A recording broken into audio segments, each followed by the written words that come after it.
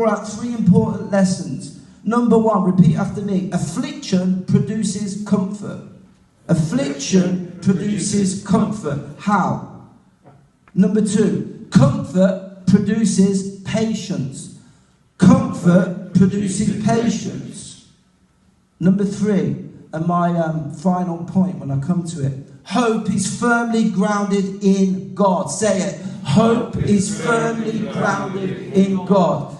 In verses 4 and 5, Paul has just spoken about the God of all comfort, who comforts us in all of our tribulations. Why? That we may be able to comfort them which are in any trouble. What you've been through, God will use. Your mess becomes a ministry. By the comfort with which we ourselves are comforted of God. As the sufferings of Christ abound in us, so our consolation also abounds by Christ. And that leads us up to our text in verses 6 and 7. Now Paul begins to unpack and reveal this great mystery of the narrow way of hope.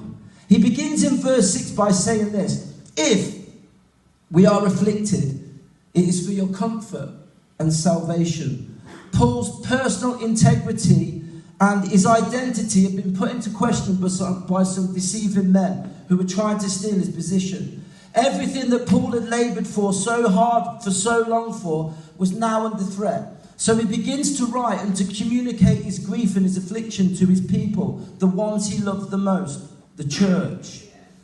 Paul here is laying a foundation from which he will build and preach an immovable hope.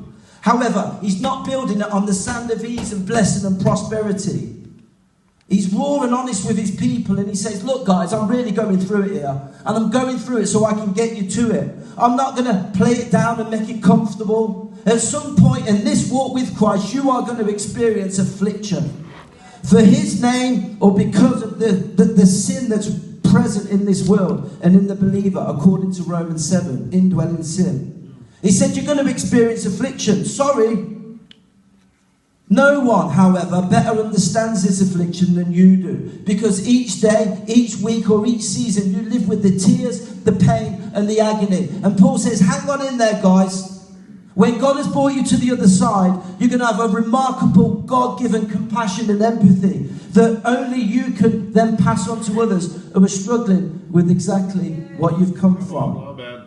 Your hurting becomes someone else's healing. Your fear now becomes faith. And your trial now becomes tenacity. God puts the very same people across your path and we're going through what you've battled, overcome and figured out. And you're then able to extend that grace to others. Oh, the depths and the wisdom and the power of this eternal God that has changed us with such an immovable love. Now, when Paul speaks of affliction, this is where I'm going to hit it hard, guys, so bear with me. Paul speaks of affliction. He uses the same word that Jesus uses in Matthew chapter 7, verse 14, when he speaks of the narrow way. I'll read it to you. Straight is the gate, for those who read the King James, and narrow, same word, is the way that leadeth to life, and few there be that find it. Say few. Few there be that find it. This word that describes narrowness and affliction is the Greek verb thlebo. And it means to press, quite literally it means to press something. But it paints the picture, check this, it paints the picture of being hemmed into a mountain gorge. And the gorge is that pressing and tight, you have no choice but to put your hands up to get through to the other side and say, thank you, Lord. If you brought me to it, you're going to bring me through it. And that's what Paul's painting a picture of here, this affliction, this narrowness. He says, if I am in this pressed place, it is for your comfort.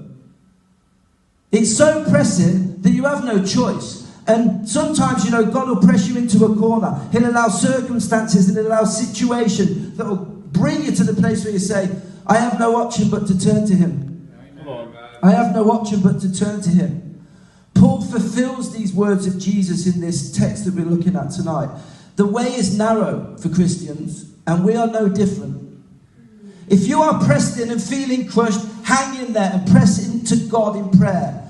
You see, God did not want Paul comfortable in this world, so he permitted circumstances and situations that pressed him so much, he had no option but to turn to God in prayer.